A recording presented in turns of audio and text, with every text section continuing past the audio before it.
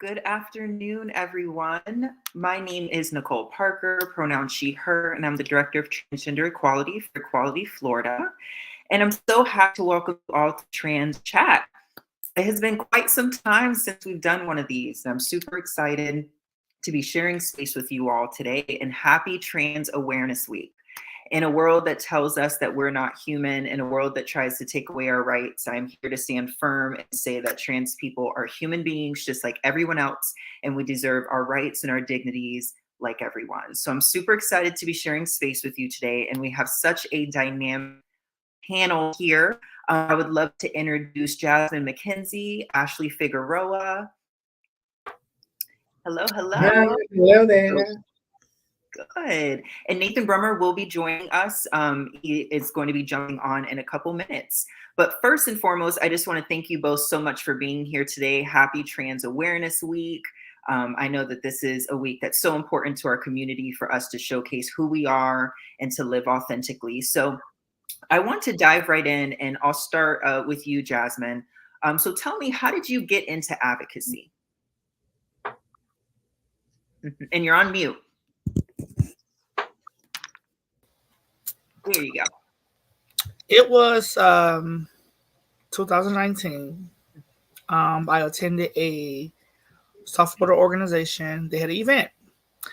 And when I came to the event, someone approached me and said, hey, I think I have a job for you. And I was like, me? I'm like, I don't know. Because for so long, I engaged in survivor sex work. And I saw that sex work paid me a lot of money. It paid a lot of my bills. It paid a lot of other people's bills. It paid a lot of family member bills. It started a lot of younger people businesses. How I was able to house a lot of people. I was able to do a lot. So I was like, I don't think this job is going to pay me more than what sex work would ever be able to pay me. And I told the person, I said, I'll think about it. I'll get back with you. We'll see.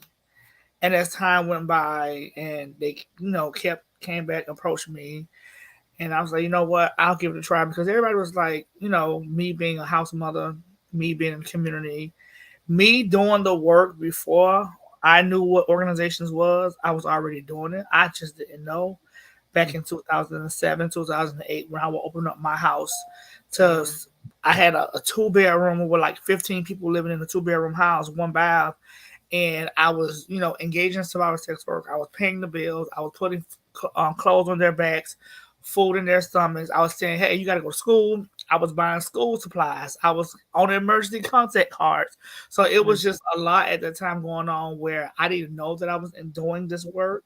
So as time go back, I'm going back to 2019. So I actually gave it a try and I gave it a chance. And I said, okay, let me see what this is about. I said, but I warned them. I warned the executive director, the whole team. Listen, I come from sex work. Me waking up 10 o'clock in the morning, that is not going to be easy. So y'all got to bear with me and give me some time to adjust to this new schedule because I'm so used to being up late nights. Sometimes 10 o'clock in the morning is when I'll be going to sleep. Right. So they respected the decision and supported me at that time and said, okay, we'll give it a try. But within like 2 weeks, I was coming to work on time. I was doing what I needed to do, and I was promoting, HIV testing, promoting the organization. People was coming in, the numbers was flying in, people was coming to get tested. Then I started doing like the different support groups, and then running with like 4 support groups. Then started doing community events, and then Kiki Fantroy passed away that same year, 2019 of August, and I had a conversation with her mom, and that's when we hosted the Kiki Fantroy visual, and we had over 300 plus trans people come out to this event, and everybody was like, "Well, Jasmine, like, where did all these Black trans people come from? Like, how did you find them? How did you dig these people up?" And I was just like, "They're in the community. Mm-hmm. You just got to find them." Right. So from that day forward, that right there is what showed me like, okay, Jasmine, you own something. You got a little something going on. Now, I think you should keep going because I was like, after this, I'm just gonna quit. I'm gonna go back to sex work because I was working, but my bills wasn't. It was hard for me to pay my bills because I wasn't getting paid enough. I was getting underpaid. So I was just like, I can't do this. So maybe like 3 months later, after the Kiki Friend Troy visual, I got accepted into the Age United cohort, where I believe it was like 80,000 we got, and like 70,000 went to me to start a service project, and 10,000 went to the organization who was my fiscal sponsor for it. And with that money and those funds, I did a cohort of 4 Black trans women where I built the infrastructure of the McKinsey project. We came up with rules and policies and everything. And this is just me just doing it. No one taught me how to do it or showed me it. It just was something that was just embedded into my brain cells where I was like, okay, this is what I need to do. This is my vision. This is how I want to do it. Right. But at the same time, I was a little stuck. I Mm. didn't know what I wanted the organization to be about. I didn't know what the name was gonna be. So I'm just like, I don't know what I wanted to do. So I started doing some research on like other translate organizations in the state of Florida. I started doing research on other translate organizations, period, that specifically Black trans organizations. And I said, well, I noticed a lot of the organizations are kind of like doing the same thing. And I said, I'm a trans woman who's openly living with HIV for 21 years now. And I'm also a trans woman who engaged in survivor sex work for so many years. I'm a Black trans woman who was dealing with homelessness. And I was like, well, maybe I need to do things based on my experience, what I experienced. So it'll make it easier for me because so many people in my community is connected to me because we all share the same experience in some type of way. So Right. I said, well, you know what? I think I'm going to call it the McKinsey Project. And everybody was like, well, why the McKinsey Project? And I was like, well, you do. At the time, people didn't know that I changed my name. So I said, well, you do know that my name is now Jasmine McKenzie. And I said, that will be my legacy that I leave behind because it would be an organization that is named after me. And then everybody was like, oh, it makes sense. It makes sense. And it was like, oh, I like it. I like it. But at that time, the McKinsey Project was not supposed to be a nonprofit organization. The McKinsey Project was supposed to be a housing program. Because Mhm. that's what my initial idea was, to do a housing program. Right. But when I saw that there was a lack of funding for housing, it was a lack of resources for housing. It was just, I was like, you know what, Jasmine, I'm not even gonna try to go this route right now because it's gonna be a lot on me. So Mm. I went ahead and said, well, what else are we missing? We missing so many things. So I did my homework again. I went to searching and I said I want to do a creative arts and entrepreneurship studies community center. And I wanted to focus on Black trans people who are living with HIV, those who are engaged in survivor sex work, and those who are facing homelessness. And I said, because I have the homelessness components of what I do, it intersects with a lot of climate justice work that we have been able to do. So I said, you know what? I'll continue doing what I'm doing and find a way to later on down the line push in the narrative of saying, let's do a housing program. Mm. So within time, time has flew by so fast. And after me being being physically sponsored by Trans Social, we have been able to shift a lot of things in the community. And then we have also been able to see the need of what our community is needed. And last year, November, in 1 week, I had over 200 something people call me and say, we need housing. Mm. We need housing. They was calling me. They was calling Ashley. They was calling Morgan, and I was calculating the phone calls. And I was like, "Well, Right. Jesus, this is terrible." And it's like, why we have so many organizations, but we don't have no housing organizations that is specifically Absolutely. catered and tailored to trans people. And Mm. it's like, I sit back and think about how so many funders create all these programming and all these not program all these grant fundings for collaborations, but no one ever created a collaboration grant for housing for trans organizations to put together a proposal for housing, or they don't even put proposal out to say here's some funding for emergency housing, because so many organizations have on their website that we provide emergency housing, but what does emergency housing look like? Is it just a And term? where Is can they find it? Absolutely. exactly. So it's like, is it Mhm. just a term that everybody likes to use for grant purposes, or is it really a term that we're really utilizing funds to actually have emergency housing? So it's like those are the things that I think about. So it's ever since November of last year to now, I have been doing fundraiser after fundraiser after fundraiser, people have been pouring into both the McKinsey Project and Trans Social for the housing program, and it's like we're almost there. We're almost at our goal. So we're That's almost amazing. there, and we're gonna get there. But it's just like, I just try to figure out why in Florida, why is it so hard to get the love and respect when it comes to trans people? Why do I we agree. why do we always have to create our own space in order for us to become self-sufficient and flourish? Why can't all these people who say, "Oh, I got a trans sister, I love her, oh, I love my girls, oh, I love the boys, I love my trans siblings," why you people aren't pouring into our community? Why Mm, are you people not going to say, if even if you don't want to pour into a trans led organization, at least you can go to a space that say, okay, there's a clinic down the street. They have a program for trans people. Let's donate $1,000 at least to this clinic to help trans people, or let's go to this housing program or this shelter to see what their non-discrimination policies is when it comes down to LGBTQ plus people. What are their rules and regulations for admitting trans people into these spaces? Because right now, to be quite honest, here in South Florida, there's no housing program that is openly friendly and safe and built around making sure that trans people have a space to be comfortable and be able to say, you know what, that was a good rest of sleep. I didn't have to watch my mm, purse.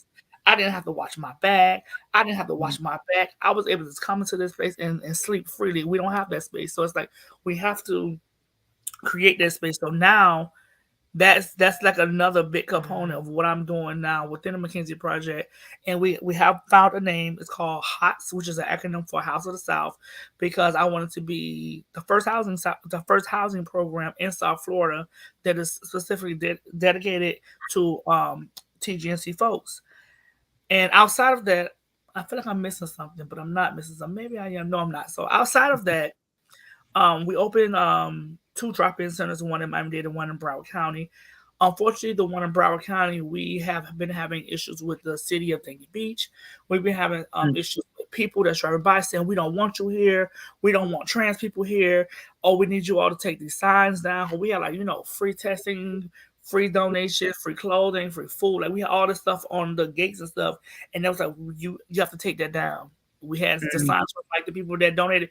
You have to take that down. We had people, a old lady with white hair. She would drive by every day, and she'll slow down. She'll stop at the end of the gate and say, "We don't want trans people here. Get out of our neighborhood." So it's like we dealt with those things, and because we had those signs on the gate, people was able to look up the website and see what the mm, organizations was all about. So now with that, we have now found a new space, which we just moved in like a week ago, like I just said earlier to you, Nicole. So now we mhm, have a new space that's it's extremely huge, it's extremely big. So now we're able to tackle so many more missing resources that our community is missing. We can now bring those to the forefront and open the doors for our new space to make sure that trans people are getting the direct services that they need.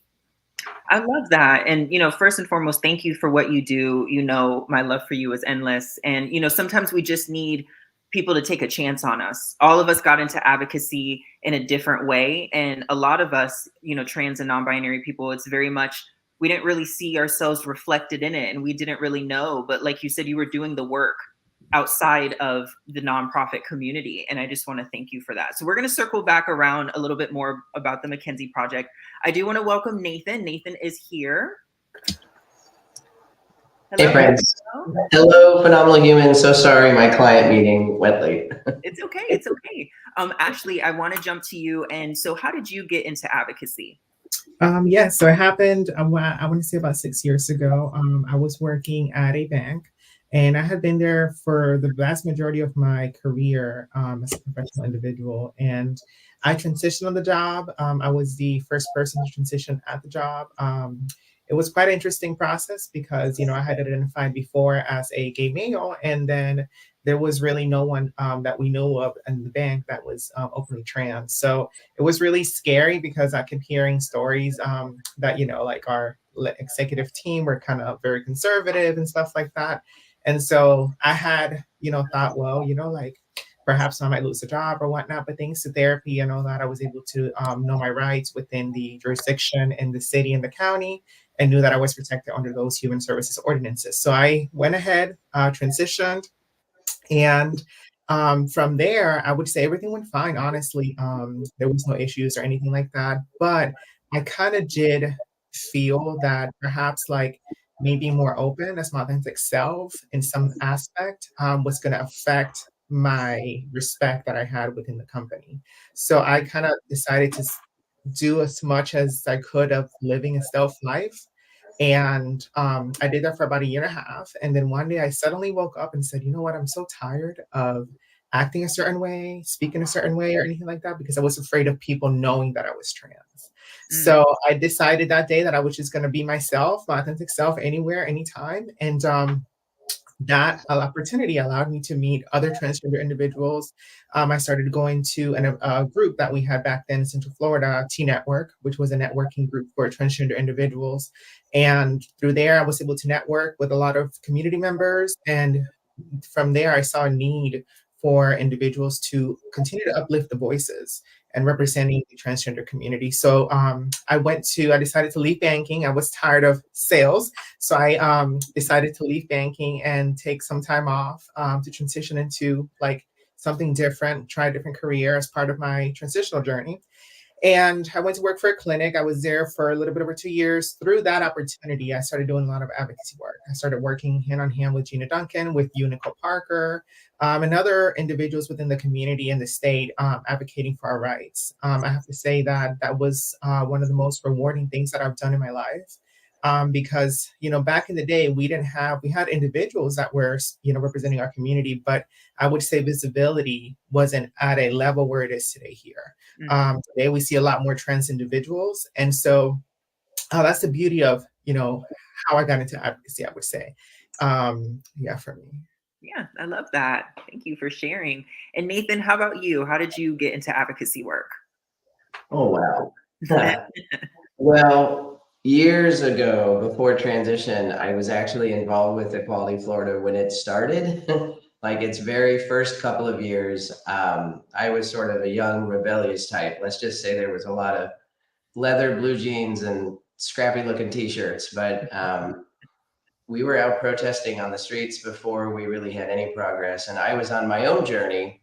And I was actually a teacher for a number of years. And the reality at that time, and Ashley sort of foreshadowed this, there weren't resources. I think even broadly in LGBTQ organizations, our community was not understood. I mean, the first resources I got mailed to me on like a VHS tape, if that's any indication about how far back that goes. And I made the decision. I mean, I focused my advocacy where I could for the broader community, but I really didn't, have family, not trans family. And I made the decision after a little research with my family and my partner to move to the West Coast. So I moved to Portland, Oregon, and that was the first time my advocacy focused around trans equality. I got involved with Basic Rights Oregon and was grateful to work on their getting the first inclusion for healthcare for trans folks. And they were early, right after the city of San Francisco, in getting healthcare. So that was really my first fight, which was funny because I couldn't get a job teaching through transition, and I ended up in insurance. But that was really the first fight. And when I came home back to Florida for law school, well, let's just say things were on fire as soon as I came back, and I got back involved where there was a need. And I have gotten, I guess, a little better at maybe balancing work life and advocacy, but there was a lot. And so there were a lot of different organizations I volunteered with, some that I've been fortunate enough to lead, whether it's a youth center in Sarasota or St. Pete Pride, or serving on a number of boards, including Equality Florida's board. But now my focus is really on the legal side of things and in the advocacy lane where policy and the law intersect. And unfortunately, that's also been a hugely shifting reality. And there's a lot of confusion and a lot of fear because of the misinformation. And so I used to stomp with my boots and yell a lot, and now I'm more at a keyboard, but still advocating and trying to continue to educate and empower, community where we can. And I jumped in when Jasmine was talking. I had some time working in housing and homeless advocacy as well. The stories from those years, just, you're not wrong. If we don't create our own spaces, we're not fed, we're not clothed, we're not housed. And a lot of that comes through, continuums of care that are very much dominated often by religious organizations that are exclusionary. And I was remembering that time too. It informed my advocacy, but it was a different type of advocacy for sure. But that's sort of the nutshell, I guess, Nicole. Thank you. Yeah, thank you for sharing, and thank you all for sharing your stories, being open, and thank you for what you do. So I know, Jasmine, you told us a little bit about McKinsey Project. Ashley, I would love to hear about the work that you do in Central Florida. Okay, sounds good. So in Central Florida, currently, I am the executive director of Gender Advancement Project. We are a nonprofit organization that focuses on advocacy policy work. We render services with legal name changes from start to finish, really. We help the individual start the process with the paperwork. We facilitate clinics once a quarter throughout the year. But we offer the service year round, and we assist them by going to court with them. A lot of individuals, it's a long process that they've never gone through, and they have a lot of fear in going through. So we assist them by going with them as well when they file. If the individual has to pay the filing fee of $412.50, we take care of that as well for them through grants that we receive. We also sponsor them with the fingerprints and background check, which, that also at a cost of $85. So, and then once all that's done, the individual can go and obtain their new driver's license ID with the name in which they identify in. And that's also a cost of like $36. So we're grateful to be able to support the individuals because, as we know, a lot of the transgender individuals, are often individuals that are lower, end of the paying scales. So having this, resource for them goes a long way. And we know transitional and medical, and once you factor everything in, it can get really expensive, which a lot of times sets us back in achieving, that goal. So that's one of the things we do. In addition to that, we also linked individuals to legal assistance. If an individual is experiencing any sort of discrimination when it comes to public housing, accommodations, or employment, we link them to legal teams to see if they need if there's a case for them to be able to get that help that they need.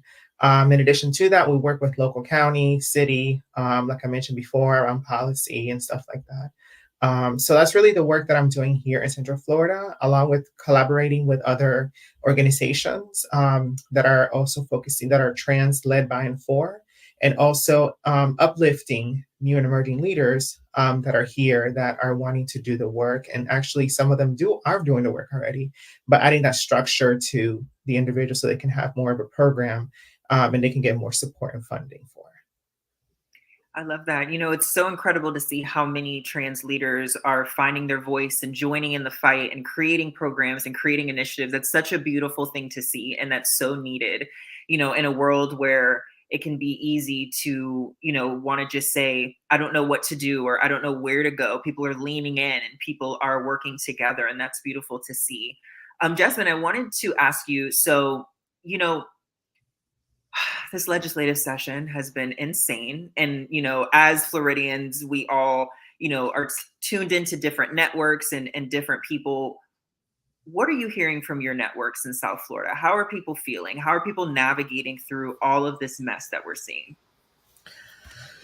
A lot of people want to move away. Mm. A lot of people are scared to get connected to healthcare, because that was one of the resources that we were provided at the McKinsey Project, where I would help people get linked to healthcare. So now people are like, oh, well, I don't need healthcare because I'm not going to be able to get my HRT. I'm not going to be able to get this and get that. So that has been a scare. Also, there has been a lot of young kids who have been able to find the McKinsey Project through social media, and there are like young trans kids that want to do sports. So they're so focused and worried about the sporting event. So for me, and I say this a lot, I come from a place where my lived experience is all about struggle and navigating through the systems of what oppression looks like and having to survive. So for me, I always find a way or a solution to make things happen. So now, thank God, we are connected to a clinic where they're providing free services for HRT. Mm. But see, the thing with that is you will have to either be someone who's living with HIV that's getting care from them, or you get linked to PrEP where you take PrEP medication where you can get your HRT. So Mm. now that's one of the barriers that I have been able to connect with a few providers and get that fixed. Also, my next thing that is, and as you know, you have been a part of this, the Trans Games. I have created the Trans Games, which is the indoor outdoor sporting event that we're gonna host October 2024 of next year, where we would do a sporting event that is dedicated to trans people, run by trans people, put together by trans people, where we don't have to hear no one say what we can or what we cannot do. So again, it goes back into creating the space. Mm. So it's like, those things that I hear people complaining about and talking about. I'm the type of person that I'm not gonna go here and march and argue with you people. I'm gonna put you people in a place by creating my own space to let you all know that you all cannot tell us how to exist in this world. I'm gonna show you how we're gonna exist in this world, and I'm gonna create my own space for my community and my people. And I have to tell some people all the time, they're like, well, a lot of times we hear you say your focus is black trans people. This is not a black trans person fight. This is a fight for trans people all over the world, because black trans people are not the only people who are affected by this. Trans people in general are affected by this. So this sporting event is not just for black trans people. This event is for anyone who identify as transgender male, transgender female, gender non-conforming, non-binary, two-spirited, however it goes. This is a space for you. So I have to tell people all the time, like, sometimes we have to go there. We have to create these spaces, because if not, we're going to continue to have these kids going into depression, going into suicidal thoughts. And when that whole HRT thing came in, our phones was blowing up. Like, I thought my phone was going to catch on fire. The phone calls was coming in, and I'm like, I found you on Instagram, I found you on Google, I found you on this. I don't know what to do. So it's like, thank God we have been able to find a solution for that. And we have some other solutions that I can't really share openly, but if we have a one-on-one conversation, I could do it. And I say that because I wanted to be the safety for trans people and their parents, where we want to make sure that they are safe and sound. So yeah. So for me, that's what I have been doing, and I always been the type of person where I see a problem happening, and I'm always the one to find a solution. So that's like a fun fact for me. I love to find a solution to make something work out better. Yes. And, you talk about creating the space, showing up, living authentically. And that's, it ties into the title, what resistance looks like. Living out loud and living authentically is resistance. Showing up is resistance. Creating a space for us where we can thrive and be who we are is resistance. And speaking of resistance, I want to go to you, Nathan. You've been doing a lot of work around, this past legislative session and the bills that we've seen. So I would love for you to talk a little bit about that work that you've been doing, and also, some specific things we've seen around like birth certificates and things like that. Yeah, thanks, Nicole. It's a tough question. The landscape shifted pretty quickly last year, and even the year before that. We had a sort of a couple of things come forward that we were suspect of. But this year was definitely the most significant. And a lot of my time and energy is spent in, I think, educating and allaying the fears by communicating to folks like what really are the rules and where do they apply and where don't they, because that information is remarkably powerful to clarify our truth. I mean, I think there are folks taking advantage of the misunderstanding or the misinformation and asserting or trying to assert control and dominance over our lives. And I need us to take that power back. And then there's just the reality of sort of cowering and just pulling into ourselves and being afraid. And I can't encourage or support that. I appreciate fear, and I've had safety concerns over my lifetime. But I want to find the ways to maximize, what we can do for each other as much as I can. So when it comes down to explaining what the new laws mean and where they are, or talking about the litigation, some that's been successful and some that hasn't, we have to understand that. I mean, we know there was, a 2.0 version of Don't Say LGBTQ. We know there's an affirming care ban for us, for both minors and adults, but it's impacting us in different ways. We know there's a bathroom ban. We know there was a drag ban. We know there is this additional license to discriminate that's really confusing. But the reality is, in trying to get services, like I can tell you what the law is, but if I call to make an appointment, all my resources that existed 2 years ago, for the most part, went away. And many have been afraid to jump back in because they're afraid of either losing their license, being sued, or they don't really know. And they're just being told, just back away until this all calms down. It's a political moment.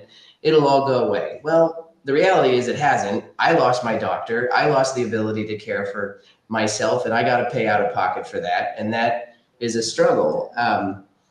And the laws passed, and then we had rulemaking, which complicated it more.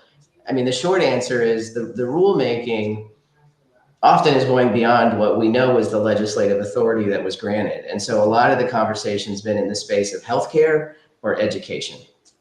And we're not done with that. So I will say the Florida state college system and the Florida State University system both have put forward versions of their policies that are remarkably harmful, especially around the core curriculum, but around bathroom bans and other services that are provided. So if you are in a public university or college right now in the state of Florida, you will likely have a very different experience than if you're in a private university or college.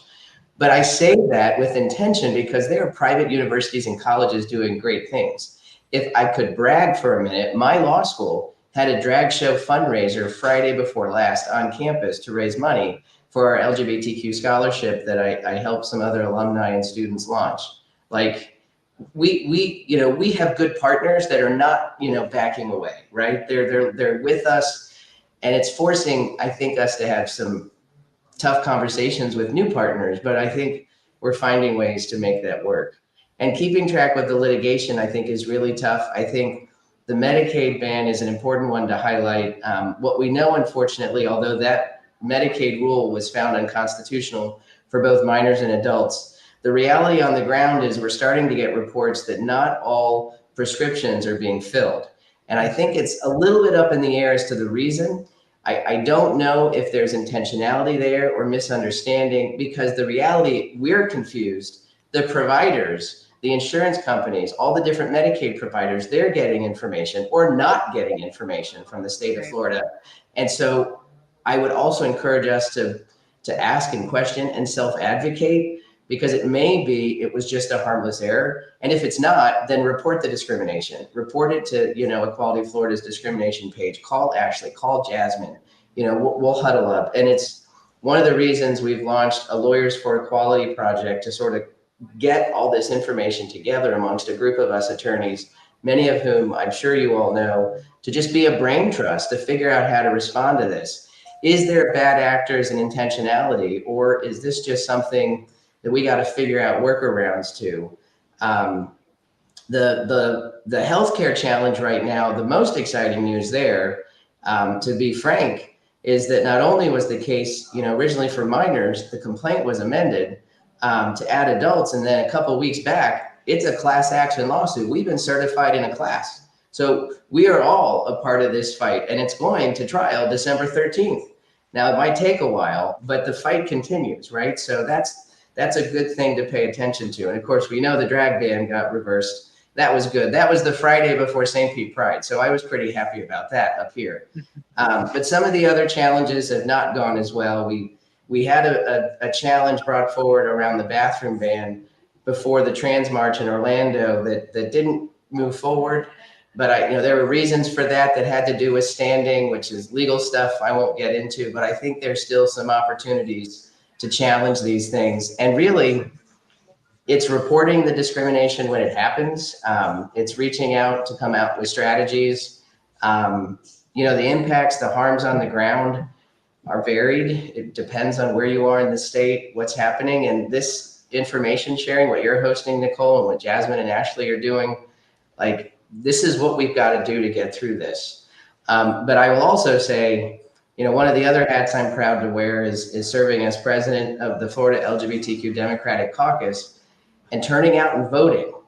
It's a challenge right now, but we've got opportunities to have our voice heard in how we show up as Floridians at the ballot box. And this is going to be a big year from every local race all the way up. And if you're not engaged in our democracy, and I got to be frank, there were times in my 20s I wasn't, because it was about survival for me as well. And I really didn't think it mattered. But I got to say over and over again, and people may get tired of hearing it, it absolutely matters, because it is a fight for our life and our future and for our trans families that are coming behind us. I mean, there have been a lot of spaces in my lifetime I walked into, and I certainly wouldn't see all the faces I see here. And I'm so grateful to go to events in all of our cities, and we fill the rooms and the spaces. We have pushed through those doors and knocked people out of the way sometimes, but we're making progress even as they try and push us backwards. But that, and I'm happy to answer any other questions about the specifics, but that's sort of the lay of the land, big picture right now. And session's gonna start. We're in committee weeks. We've only got a couple of bills so far, so stay on the lookout. We do have pro LGBTQ bills in front of us right now. We've got Senator Book and Representative Harris have put forward a ban to the gay and trans panic defense, which is this awful idea that, oh, I found out you were gay or trans and I committed this terrible crime. So many states have passed that law. We should be able to pass that law in the state of Florida, but it'll be a fight, but more to come. Thank you so much, Nathan, for that. So switching gears just a little bit, something we see around Trans Awareness Week all the time is trans joy. And I think it's so important to talk about trans joy and showcase it. So I'm going to go to you first, Ashley. What does trans joy mean to you, and how do you continue to find it? So I would say it's a growing journey for me to find trans joy. And reason being is because, through there's been times, right, where I feel like it's a safe space for me to kind of be myself 24/7. But then, with the past legislative session kind of caused, a little bit of fear in my life as well for my safety, unfortunately. And so it kind of like, took some shine away from my trans joy. But at the end of the day, we have to find, we have to work through those things, and we have to continue to shine a bright light, because what the world really needs, I think, and amidst all this that's happening, is for us individuals as transgender people to continue to shine that light that the world needs more of, because that's really what's going to make the difference for people to see us and to see that we're individuals who are contributors to society, just like, other individuals. And I think through that is how we're going to continue to bridge that gap that exists in lack of knowledge. So to me, being able to be myself anywhere, anytime is how I find my trans joy. I love that. I love that. Great answer. How about you, Jasmine? What is trans joy to you, and how do you find it? When I speak about trans joy, I always add liberation. So for me, it's not just trans joy, it's trans joy and liberation. For me, it is a celebration and empowerment of happiness, well-being, freedom for all trans individuals. It is a recognition of our resilience, strength, our rights to live authentically ourselves without fear of discrimination or violence. And when I talk about joy, joy emphasizes the positive experiences, the achievements, and the connections within the trans community. And liberation for me, it involves the many different ways of how we are able to dismantle oppressive systems and advocating for social, political, and economic equalities to ensure that our trans individuals, our trans siblings, our trans community can thrive and live fulfilling lives of their dreams. I love that. I love that. How about you, Nathan? Oh, it took me a hard second to hit that unmute button. Those are some great answers. I felt those. Gosh, sometimes for me lately, I think trans joy is just moment by moment, just even in a deep breath. I mean, being here with the three of you, frankly, some days are exhausting and tiring. And if I get to take those 5 minutes and I get on the phone with one of my trans siblings just checking in, or I get a random text message, that might be it for the day, because some days are a little hard and a little heavy. But I was just in Houston and found my trans joy visiting an old friend of mine I haven't seen for years, who happened to have an event going on I don't know if any of y'all know Lou Weaver out there in Houston, but he's been doing work for a long time, and he's got this statewide legal clinic. And I happened to be in town this one night. They were doing an event, and I'm like, I'm coming. Like, I've been all day with my students and exhausted, and the place was closing in 30 minutes. And I'm like, that's it. I'm Ubering for 30 minutes to see you because I haven't seen you for 6 years or whatever it was. And it was the best joy and the best hug because we just don't get to see each other all the time. But it could be as simple as that, honestly. Yeah, I got to take it where I can find it. And that, yeah, so those are the moments. Yeah, no, Yeah. great answers, everyone. Like you all said, trans joy is what you make it. Trans joy is just choosing to be happy. Trans joy is choosing to live authentically. Trans joy is self-care, knowing when to say no, knowing when to remove yourself from a toxic situation. Trans joy shows up in any way, shape, and form. And however you can find it, you can find it. It does not need to be this grand gesture. It can be the smallest thing. It could be going to get that Starbucks drink or taking that hike that you want to take. But you can find joy in anything that you want. And the world is hard for all of us, so make sure that you focus on that and try to find it as much as you can. So as we close out this amazing conversation, I'm going to ask each of you, what is one word of advice you can have for a trans or non-binary person who may be struggling to find their trans joy this Trans Awareness Week, or maybe in a situation that just really doesn't allow them to find it? What's one word of advice that you would have for them? And I will start with Ashley. Yeah, for me, it would be to what someone told me when I was first going to transition. I remember Alex Veronica, I had seen on the news. She's a transgender woman that lives in Tampa. And she had an issue going into a restaurant one time when they were having a ladies' event because the person just knew she was trans and said, even though your ID is legally changed, you can't come in, right? And so she was all over the news for that. And I was transitioning at that time. And I reached out to her on Facebook and I said, what is one advice you give me as I'm embarking on this journey to my authentic self? She said, is to own your truth. At the time, that didn't really click with me. I was like, oh, she's kind of dry. Like, that's the only advice she gave me, But it took time for me to actually see that few words that she shared with me were really powerful. And it is because if you don't own your truth, then you're not going to be your authentic self. You're not going to be happy. And then people are not going to respect you for who you are. So that is one advice that I would share as well. Passing that on would be own your truth. And always be proud of who you are at all times. There's going to be difficult moments, but remember, to own that truth. Yes, I love that.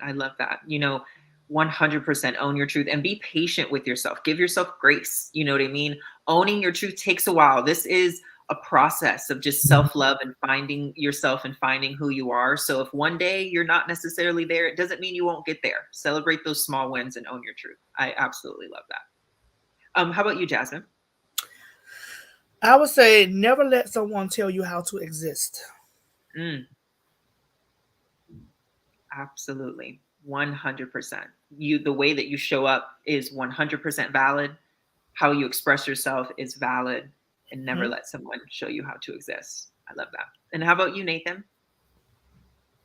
Well, darn it, Nicole, you took mine. I was going to say, show yourself grace. But I'll expand on it. I mean, I think at different points, in our stories, sometimes I found when I hear similarities in stories, sometimes we're willing to give the grace to everybody else and not to ourselves. Make it easy, make it comfortable for you, right? And I sometimes have to remind myself to put myself first, even again for a moment or a day, to give yourself that grace. But boy, yeah, if we own our truth, celebrate small wins, never let them tell us how to exist and show grace, I feel like we're pretty empowered to do just about anything. Yeah. But be good to yourself. I love that. Well, thank you all so much for joining us today. Thank you, Jasmine, Ashley, Nathan, for all you do for our community. Thank you for continuing to show up and fight every single day. I know it gets hard, it gets tiring, but we see you, we love you, and we're very thankful for everything that you do for our community. And also thank you to everyone who joined us. It was incredible to share space. We haven't done a trans chat in so long. So thank you to all the comments. We see your comments. Thank you for your support. And also remember, happy Trans Awareness Week. Go to your local Trans Awareness Week events. Be with your tribe. I encourage you, please show up. And also remember that Trans Day of Remembrance is showing up if there are Trans Day of Remembrance events in your local area.